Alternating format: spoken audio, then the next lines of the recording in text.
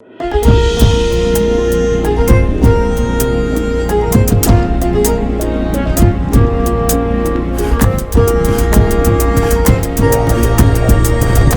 ቤተሰቦች ከፈታ ዴሊ ከበረ ሰላምታ ይድረሳችሁ። የዕለተ ዓርብ የረፋድ ጥንቅራችንን ይዘን ተገኝተናል። ለሰዓቱ የመራረጥንላችሁን መረጃዎች በቅድሚያ በማስተዋወቅ እንጀምራለን። ውድ ቤተሰቦች ቪዲዮዎቻችንን እንዲደርሷችሁ ላይክ እና ኮሜንት እንዲሁም ሼር እንድታደርጉ በአክብሮት እንጠይቃለን። እናመሰግናለን። በትግራይ ዳግም የጦርነት ደመና እያንዣበበ ባለበት 4 ኪሎን ኢላማ በማድረግ በነደብረጽዮን የታቀደው አዲስ የጦርነት ስልትና ከጀርባው ያሉ አጋሮች ሚስጥር ይፋ ሆኗል። የቀድሞ የክልሉ ፕሬዝዳንትና የጠቅላይ ሚኒስትሩ አማካሪ አቶ ጌታቸው ረዳ ያጋሩት አስገራሚ ወታደራዊ ሚስጥር እያነጋገረ ነው። 11 ሚሊዮን ተተኳሽን ጨምሮ የጀነራሎቹን የጦርነት ክስተት፣ የኤርትራን አካሄድ በተመለከተ የጠቅላይ ሚኒስትሩ አማካሪ ጠጠር ያለ ይዘት ያለው መረጃ ይፋ አድርገዋል። ጥንቅራችን ይዞታል። የአሜሪካ ሕግ አውጪ ምክር ቤት ወይም ኮንግረሱ በኢትዮጵያ ጉዳይ ምስክሮችን ጠርቶ አድምጧል፣ ውይይቶችንም አካሂዷል። ከዚሁ ጋር በተያያዘ ምን ተባለ፣ እነማንስ ተገኙ በሚለው ዙሪያ ጥንቅራችን የሚያደርሳችሁ ዕለታዊ መረጃ አለ። በከፍተኛ የህወሓት አመራሮች የጦርነት ቅስቀሳ ውስጥ የገባችው ትግራይ አንድ ሊያንቀሳቅስ ያልቻለ ከባድ ፈተና ገጥሟታል። ችግሩ የህብረተሰቡን የዕለት ተዕለት ህይወት በቀጥታ የሚነካ ሆኗል። ጥንቅራችን ይህንኑ ፈታኝ የተባለውን ክስተት ይዞታል። በደቡብ አፍሪካ በተካሄደ የጸረ ስደተኞች የተቃውሞ ሰልፍ ወቅት ከተቃዋሚዎች ጋር የተፋጠጡ ኢትዮጵያዊ ሱቅ ባለቤት ንግግር መነጋገሪያ ሆኗል። ግለሰቡ ደቡብ አፍሪካ ቤቴ ናት፣ ወዴትም ለቅቄ አልሄድም ሲል ከጸረ ስደተኛ ተቃዋሚዎች ጋር ተፋጧል። መረጃውን ይዘናል። እነዚህንና ሌሎች መረጃዎችን አካተናል። አሁን በቀጥታ ወደ ዝርዝሮቹ እንውሰዳችሁ። መልካም ቆይታ። ቃል ገብተን በጊዜው አስረክበናል። ከአንድ ዓመት ከ5 ወር በፊት በጀሞ አንድ ላይ የተጀመረው የዳኮርድ ሪል ስቴት ፕሮጀክት ዛሬ ባለቤቶቹ ቁልፋቸውን እየተረከቡ ነው። ዳኮርድ ሪል ስቴት ቤት ብቻ አይገነባም፣ እምነትንም ይገነባል። አሁንም በጀሞ አንድ ሳይታችን ላይ ባለ 1 መኝታ 80 ካሬ እና ባለ 2 መኝታ 118 ካሬ አፓርታማዎች በልዩ ዕድል ቀርበዋል። ከ678 ሺህ ብር ቅድመ ክፍያ ጀምሮ እስከ 1.25 ሚሊዮን ብር የሚደርስ ቅናሽ፣ 70/30 የባንክ ብድር አማራጭ። ዛሬ ወስኑ፣ የነገውን ምቹ ህይወት ያረጋግጡ። 0911 057674 0926 930578 ዳኮርድ ሪል ስቴት በልዩነት የተገነባ።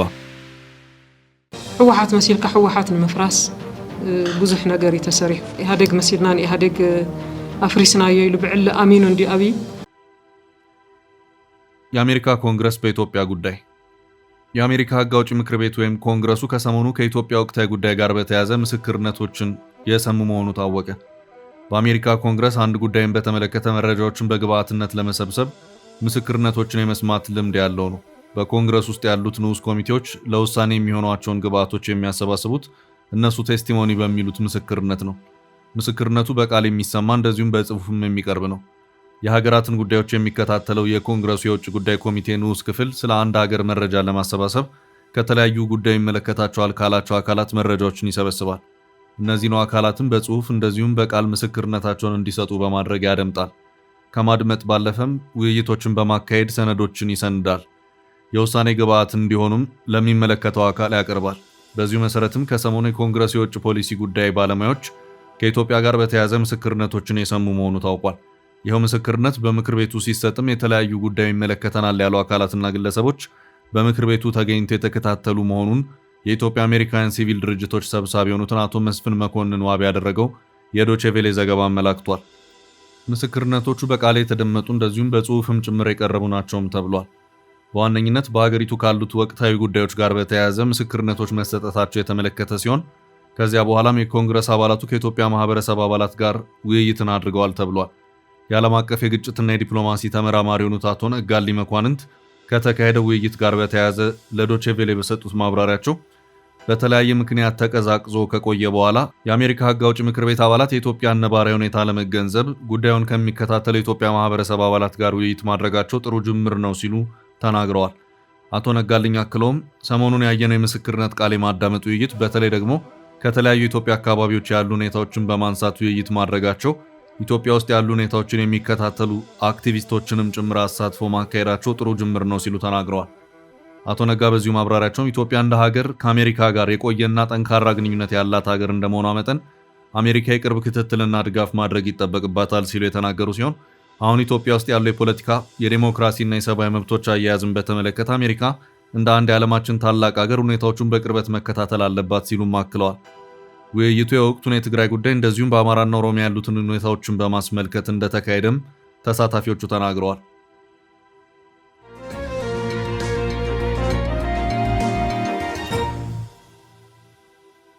ወደ ቀጣይ ርዕስ አለፍን። በእነ ደብረጽዮን የ4 ኪሎ ወታደራዊ ስሌት የጠቅላይ አማካሪ ያሾለኩት ወታደራዊ ሚስጥር። በትግራይ ዳግም የጦርነት ደመና እያንዣበበ ባለበት 4 ኪሎን ኢላማ በማድረግ በእነ ደብረጽዮን የታቀደው አዲስ የጦርነት ስልትና ከጀርባው ያሉ አጋሮች ሚስጥር ይፋ ሆኗል። የቀድሞ የክልሉ ፕሬዝዳንትና የጠቅላይ ሚኒስትሩ አማካሪ አቶ ጌታቸው ረዳ ያጋሩት አስገራሚ ወታደራዊ ሚስጥር እያነጋገረ ነው። 11 ሚሊዮን ተተኳሽን ጨምሮ የጀነራሎቹን የጦርነት ክስተት፣ የኤርትራን አካሄድ በተመለከተ የጠቅላይ ሚኒስትሩ አማካሪ ጠጠር ያለ ይዘት ያለው መረጃ ይፋ አድርገዋል። ይህ መረጃ ይፋ የሆነው የህወሓት ሊቀመንበር ደብረጽዮን ገብረ ሚካኤል ይህንን ስርዓት ለአንዴና ለመጨረሻ ጊዜ ለማስወገድ የቅርብ ወዳጆች አሉን ሲሉ ያስተላለፉትን መልእክት ተከትሎ ነው። የጠቅላይ ሚኒስትሩ የምስራቅ አፍሪካ ጉዳዮች አማካሪና የቀድሞ የትግራይ ክልል ጊዜያዊ አስተዳደር ፕሬዝዳንት አቶ ጌታቸው ረዳ በይፋ የትስስር ገጻቸው ባጋሩት መረጃ መሰረት ደብረጽዮን ቀደም ሲል የፌዴራል መንግስት ሊወረን ነው ከሚል የፕሮፓጋንዳ ቅስቀሳ ወደ አዲስ ምዕራፍ መሸጋገራቸውን ገልጸዋል። አሁን ላይ ዝግጅታቸውን ማጠናቀቃቸውንና ከሌሎች አጋር ኃይሎች ጋር በመሆን ከደጃፋቸው አልፈው እስከ አዲስ አበባ 4 ኪሎ ድረስ ዘመቻ ለመጀመር ማቀዳቸውን በይፋ መናገራቸውን አቶ ጌታቸው ረዳ ይፋ ባደረጉት ጽሑፍ ተመልክቷል። ይሁን እንጂ ይህንን ወታደራዊ ቅስቀሳ አጥብቆ የተቃወመውና በአቶ ጌታቸው ረዳ ገጽ ላይ የሰፈረው ትችት እንደሚያመለክተው የደብረጽዮን ቡድን ስልጣኑን ለማስጠበቅ ሲል ከታሪካዊ ጠላቶችና ከተለያዩ የታጠቁ ኃይሎች ጋር በሚስጥር ውል መፈራረሙን ይገልጻል። በተለይም የኤርትራው ፕሬዝዳንት ኢሳያስ አፈወርቂ የድሮ ታንኮችን በማቅረብ ጦርነቱን ከጀርባ ሆነው እያቀጣጠሉት እንደሆነና መሪነቱ የኤርትራን ፍላጎት ለማሳካትና የራሱን የስልጣን ዕድሜ ለማራዘም የትግራይን ሕዝብ የጦርነት ማገዶ ሊያደርገው እንደሆነ በመልእክቱ ተወግዟል። የኤርትራ ሰራዊት ዛሬ በእጃቸው እያሽከረከሯቸው ያሉትን እነ ጀነራል ምግብ ኃይልን ትላንት ቃታ ያስለመድናቸው ተሸክመን አዲስ አበባ ያገባናቸው ልጆች ነበሩ እያሉ ሲያናንቋቸው እንደነበር በማስታወስ ዛሬ በትግራይ ደም ወንጀላቸውን ሊያጥቡላቸው መሞከሩ ትልቅ መርገም ነው ሲሉ አጥብቀው ወቅሰዋል። በትችቱ ላይ የህወሓት አመራሮች የቀድሞ ወታደራዊ ስሌትና ብቃት ላይም ከባድ ወቀሳ ተሰንዝሯል። በ2014 ዓ.ም በነበረው ወታደራዊ ኮማንድ ፖስት ስብሰባ ላይ በወቅቱ የትግራይ ሰራዊት ኦፕሬሽን ኃላፊ የነበሩት ጀነራል ኃይለሥላሴ ግርማይ ወይም ወዲም በይተይ ማብራሪያ ሰጥተው ሲያበቁ የጥይት እጥረት ስጋት እንዳለ ቢገልጹም ደብረጽዮን ግን በወቅቱ ሎጂስቲክስ ስለነበሩት አቶ አለምሰገድ ሀደራና ለተወልደ እምብብ ጥያቄ በማቅረብ ተጨባጭነት የሌለው ስሌት መስራታቸው ተገልጿል። የጠላት ኃይል 1.1 ሚሊዮን መሆኑ እየታወቀና 11 ሚሊዮን ጥይት ብቻ እያለ ጠላት መጥቶ ሲያልቅ 30 በመቶ ጥይት ይተርፈናል የሚል አደገኛ ወታደራዊ ስሌት አቅርበው እንደነበርና ጠላት ተሰልፎ መጥቶ አንድ በአንድ ልንረሽናቸው ወይ ተብሎ ሲጠየቅ ስብሰባውን ማወካቸውን አቶ ጌታቸው ረዳ በዚህ መልእክታቸው ገልጸዋል። በወቅቱ ጀነራል ታደሰ ወረደ ተውት ዝም ብሎ ይጋጋጥ በማለት የደብረጽዮንን ሐሳብ አጣጥለውት እንደነበር ጌታቸው አክለዋል። በሱዳን በኩል ካለው የጀነራል አልቡርሃን ጦር እንዲሁም ከፋኖና ከሸኔ ጋር የተደረገው ስምምነትም የትግራይን ወጣቶች ለድሮን አረር ከመስጠት ባለፈ ምንም አይነት ወታደራዊ ድል ሊያመጣ የማይችል መሆኑንም አቶ ጌታቸው አጥብቀው ተችተዋል።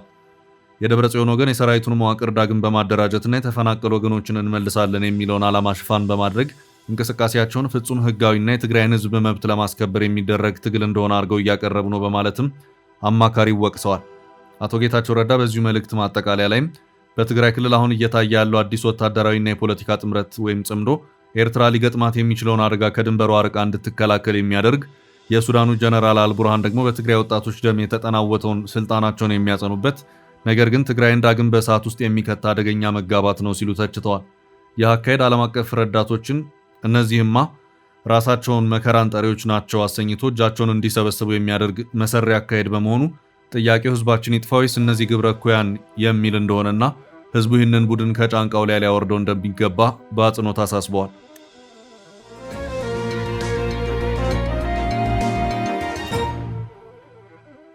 ወደ ቀጣይ መረጃ አለፍን። በትግራይ ካሽ እየተሸጠ ነው። በትግራይ ክልል ጥሬ ገንዘብ ወይም ካሽ እየተሸጠ መሆኑ ታወቀ።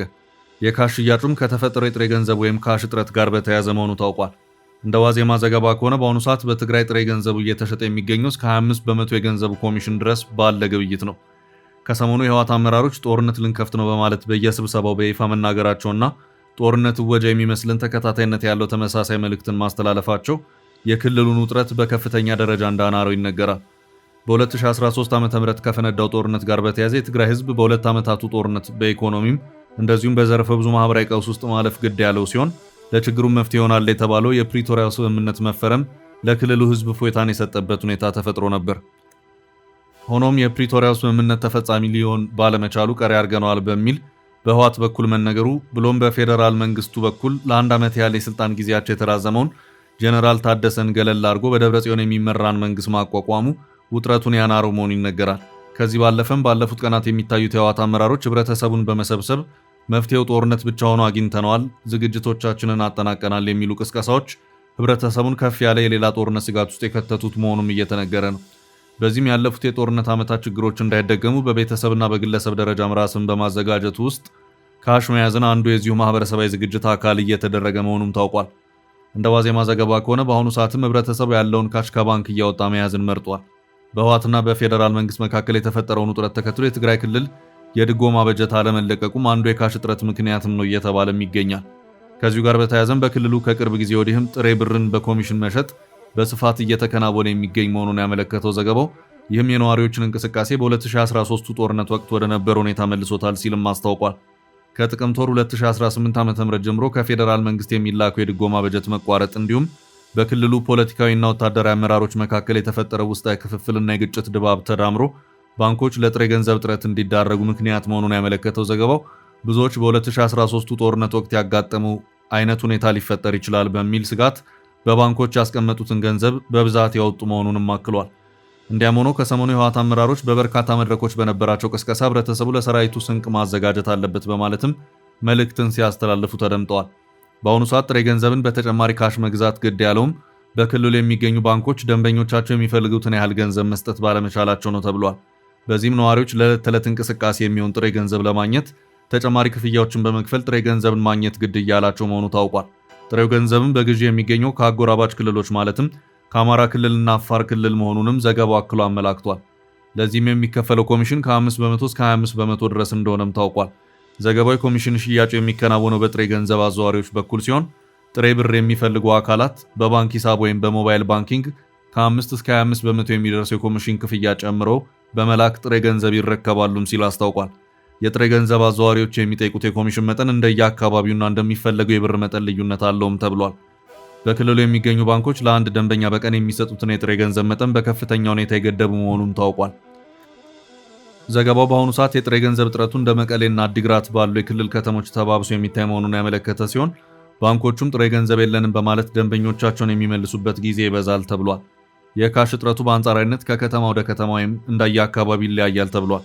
በአንጻራዊነት እንደ ሽረና ማይጨው ባሉ ከተሞች የሚገኙ ባንኮች በቀን ለአንድ ደንበኛ 1000 ብር እየሰጡ እንደሆነ ተረድቻለሁ ያለው ዋዜማ ይህም ሁልጊዜ የሚገኝ አለመሆኑን ባንኮች ገንዘብ የለንም ብሎ የሚመልሱበት ሁኔታም ከቀን ወደ ቀን እየተባባሰ መሆኑን ምንጮች የመረጃውን አድርሰውኛል ብለዋል።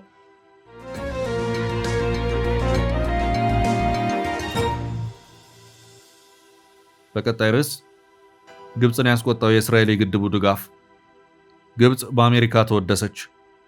ግብፅ ከሰሞኑ በታላቁ የኢትዮጵያ ህዳሴ ግድብ ላይ ያላትን ቅሬታ ደጋግማ ማንሳት የጀመረች ሲሆን ለጉዳዩ እንደ አዲስ ከፍተኛ ትኩረት የሰጠች ይመስላል። የግብፅ የውጭ ጉዳይ ሚኒስትር ባድር አብድላቲ አዲስ አበባ የግድቡን ጉዳይ ፖለቲካዊ እያደረገች ነው ሲሉ በሳምንቱ መጀመሪያ ክስ ማሰማታቸው ይታወሳል። ኢትዮጵያ የተፋሰሱን ሀገራት ሳታማክር በተናጠል እርምጃ እየወሰደች ነው ሲሉ በተናገሩ ማግስት ለዚህ ምላሽ የሚመስል አስተያየት በአዲስ አበባ ከሚገኘው የእስራኤል ኤምባሲ በኩል ተሰጥቷል። እስራኤል ኢትዮጵያ በህዳሴ ግድቡ ላይ የወሰደችውን አቋም እንደምትደግፍ በኢትዮጵያ የእስራኤል አምባሳደር አብርሃም ንጉሴ ተናግረዋል። አምባሳደሩ በሰጡት ቃል ግድቡ የሀገሪቱ የረጅም ጊዜ የኃይልና ኢንዱስትሪ ልማት ቁልፍ ፕሮጀክት ነው ሲሉ አወድሰውታል። ኢትዮጵያ ግድቡንና የአባይ ውሃ ሀብቷን በተመለከተ በትክክለኛው መንገድ እየተጓዘች መሆኗን የገለጹት አምባሳደሩ ግድቡ ኢኮኖሚዋን የሚያጠናክር የዲጂታል አቅምን የሚያሳድግ እንዲሁም ከእስራኤል ኢንቨስተሮችን እየሳበ ያለ ፕሮጀክት ነው ሲሉ አክለዋል። በተጨማሪም የእስራኤል ባለሀብቶች በአባይ ተፋሰስ በመስኖ ልማት፣ በሰብል ምርትና በአሳ ሀብት ልማት ላይ ለመሰማራት ጥናት እያደረጉ መሆናቸውን ጠቁመዋል። ይህ የእስራኤል አምባሳደር አስተያየት በካይሮ ከፍተኛ ቅሬታን የፈጠረ ሲሆን እስራኤል ለኢትዮጵያ ህዳሴ ግድብ ይፋ ድጋፍ ሰጠች በሚል በመገናኛ ብዙሃን ተሰራጭቷል። የግብፅ ውጭ ጉዳይ ሚኒስትር ባድር አብድላቲ በሳምንቱ ሰኞ ዕለት ከሞዛምቢክ ውጭ ጉዳይ ሚኒስትር ጋር በካይሮ ባደረጉት ውይይት ላይ የኢትዮጵያን ስም በማንሳት አዲስ አበባ የግድቡን ጉዳይ ፖለቲካዊ አድርገዋለች ሲሉ ከሰው ነበር። በተጨማሪም በቅርቡ በሱዳን በሚገኙ ግድቦች ውስጥ ያለው የውሃ መጠን እንዲቀንስ ኢትዮጵያ ውሃ በመያዝ እክል ፈጥራለች ሲሉ ውንጀላ አሰምተዋል። የሱዳን የመስኖና የውሃ ሀብት ሚኒስቴር በበኩል በሱዳን ግድቦች ላይ ጊዜያዊ የውሃ መጠን መቀነስ ተከስቷል ማለቱ የሚታወስ ሲሆን ከህዳሴ ግድብ የሚለቀቀው የውሃ መጠን ማነሱ ችግሩን ፈጥሮታል ሲል ኢትዮጵያን መክሰሱም ይታወሳል። የእስራኤል አምባሳደር በህዳሴ ግድቡ ላይ ለኢትዮጵያ ያሳዩት ድጋፍ ግብጽ በኢትዮጵያ ላይ በአፍሪካና በአፍሪካ ቀንድ ሌላ ዙር የዲፕሎማሲ ዘመቻ በከፈተችበት በዚህ ወቅት መምጣቱ ትኩረት ስቧል። የግብጽ ውጭ ጉዳይ ሚኒስትር የውጭ ግንኙነት ምክር ቤት አባል የሆኑት አህመድ ፉአድ አንዋር የእስራኤል አምባሳደር የተናገሩትን ቃል እስራኤል ለካይሮ የላከችው መልእክት አድርገው እንደሚረዱት ገልጸዋል። አባሉ ከአሻር ቃላውሳት ጋር ባደረጉት ቆይታ ግብጽ የግድቡ ድርድር እንዲቀጥል ለማድረግ ዋሽንግተንን ጭምር እያግባባች ባለችበት በዚህ ወቅት እስራኤል ግድቡን ማወደሷን ተችተዋል። በቅርብ ቀናት የግብጽ ፕሬዝዳንት አብዱልፈታህ አልሲሲ ታንዛኒያን የጎበኙ ሲሆን የውጭ ጉዳይ ሚኒስትሩ አብደላቲ ደግሞ ከኤርትራ፣ ሶማሊያና ሞዛምቢክ የውጭ ጉዳይ ሚኒስትሮች ጋር በካይሮ ውይይት ማድረጋቸው ይታወሳል።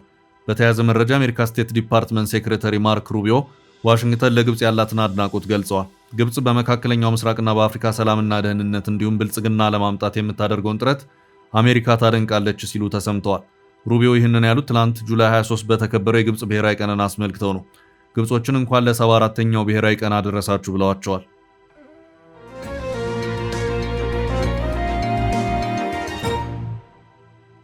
በቀጣዩ መረጃችን በደቡብ አፍሪካ ጸረ ስደተኛ ተቃዋሚዎችን የተጋፈጠው ኢትዮጵያዊ ለቅቄ አልወጣም።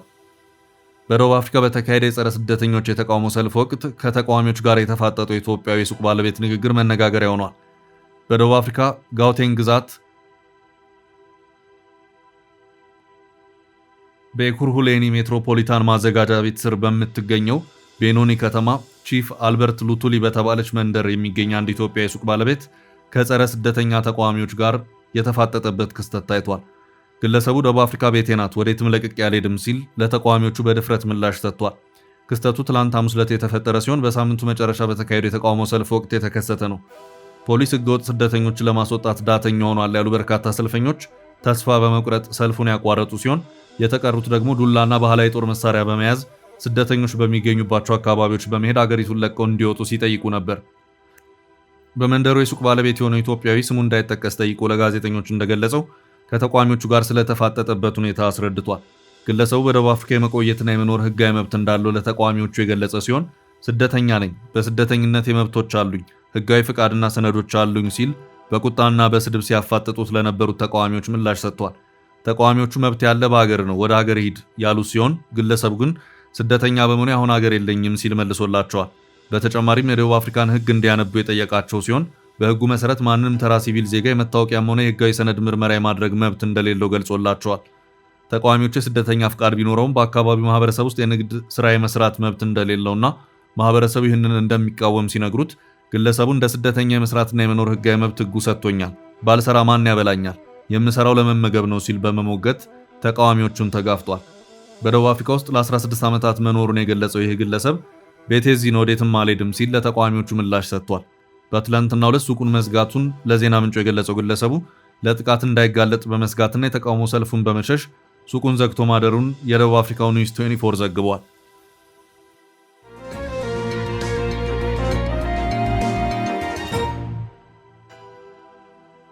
ወደ ቀጣይ ርዕስ አለፍን። የብሔራዊ ባንክ አስቸኳይ እገዳ። የኢትዮጵያ ብሔራዊ ባንክ በአገሪቱ ውስጥ ያለፉትን ጥቂት ዓመታት በስፋት እየተለመዱ የመጡትን ያልተፈቀዱ የምናባዊ ንብረት ወይም ቨርቹዋል አሴት ግብይቶችና ተያያዥ የዲጂታል አገልግሎቶችን በሕግ መከልከሉን በይፋ አስታውቋል። ባንኩ ሐምሌ 16 ቀን 2018 ዓ.ም ባወጣው መግለጫ መሰረት በሕጋዊ አሰራር መንገድ ፍቃድ ከተሰጣቸው ውስን ተቋማት ውጪ ማንኛውም አይነት የምናባዊ ንብረት ግብይት፣ ዝውውርና የውጭ ምንዛሪን ጨምሮ ተያያዥ የቴክኖሎጂ አገልግሎቶችን ማከናወን ሙሉ በሙሉ የተከለከለ መሆኑን አስገንዝቧል። ይህ የብሔራዊ ባንክ ውሳኔ በሀገሪቱ እየተስፋፋ የመጣውን የዲጂታል ገንዘብ ልውውጥና የክሪፕቶ ከረንሲ እንቅስቃሴዎችን ለመቆጣጠር ታስቦ የተጣለ ሲሆን በፋይናንስ ዘርፍ ላይ ከፍተኛ መነጋገሪያን ፈጥሯል። የማዕከላዊ ባንኩ ይፋዊ መግለጫ እንደሚያመለክተው የአዲሱ ጥብቅ ክልከላ የዲጂታል ገንዘቦችን ብቻ ሳይሆን ማንኛውንም በአካል የማይገኙ ነገር ግን በዲጂታል ቴክኖሎጂዎች አማካይነት ተመኖተላቸው የሚሸጡና የሚለወጡ የምናባዊ ንብረቶች ልውውጥን፣ ግብይትን፣ ዝውውርን እንዲሁም ለእነዚህ ግብይቶች የፋይናንስ አገልግሎት ማቅረብን ያጠቃልላል። ብሔራዊ ባንክ እነዚህን ድርጊቶች በሕግ ለማገድ የወሰነበት ዋናው ምክንያት በተለያዩ የኢንተርኔት መተግበሪያዎች የሚደረጉ የምናባዊ ንብረት ግብይቶች ለከፍተኛ የገንዘብ ማጭበርበር፣ ለዲጂታል የግብይት ስርዓቶች መጠለፍና ለሌሎች መሰል አደገኛ የሳይበር ወንጀሎች በር የሚከፍቱ በመሆናቸው መሆኑን ገልጿል። በመሆኑም በአሁኑ ወቅት በማንኛውም መልኩ በእነዚህ ህገወጥ የዲጂታል ኢንቨስትመንትና የገንዘብ ዝውውር እንቅስቃሴዎች ውስጥ እየተሳተፉ ያሉ አካላት በሙሉ መሰል ግብይቶችንና አገልግሎቶችን በአስቸኳይ እንዲያቆሙ ባንኩ ጥብቅ ማስጠንቀቂያ ሰጥቷል። በሌላ በኩል ይህንን የብሔራዊ ባንክ ጥብቅ መመሪያ ተከትሎ በዘርፉ ላይ የተሰማሩ የቴክኖሎጂ ባለሙያዎችና የኢኮኖሚ ምሁራን የተለያዩ አስተያየቶችን እየሰጡ ይገኛሉ። የባንኩ ውሳኔ ህጋዊ ጥሰቶችን ለመከላከልና የሀገሪቱን የፋይናንስ ደህንነት ለመጠበቅ አስፈላጊ እርምጃ መሆኑ ቢታመንም በቴክኖሎጂው ዘርፍ የሚሳተፉ ወጣቶች ግን ፍጹም እገዳ ከመጣል ይልቅ ግልጽና ዘመናዊ ህግ ማዕቀፍ በማዘጋጀት ቁጥጥር የሚደረግበት የንግድ ከባቢ መፍጠር የተሻለ መፍትሄ እንደነበር ይከራከራሉ። ሆኖም ባንኩ አሁን ባለው ነባራዊ ሁኔታ የምናባዊ ንብረት ግብይቶች በሀገሪቱ የኢኮኖሚ መረጋጋት ላይ የሚፈጥሩ ስጋት ከፍተኛ መሆኑን በመጥቀስ በመመሪያው ላይ የሚተላለፉ ግለሰቦችም ሆኑ ተቋማት ላይ ጠንካራ የህግ እርምጃ እንደሚወሰድ አስታውቋል። ውድ ቤተሰቦቻችን ለዛሬ ያዝንላችሁን ርዕሰ ጉዳዮች እዚህ ላይ ቋጨን። ላይክ፣ ሼር እና ኮሜንት በማድረግ ለቻናላችን ድጋፋችሁን መግለጽ እንዳትዘነጉ እያልን ከሌሎች መረጃዎች ጋር ደግመን እስክንገናኝ ቸር ያሰማን።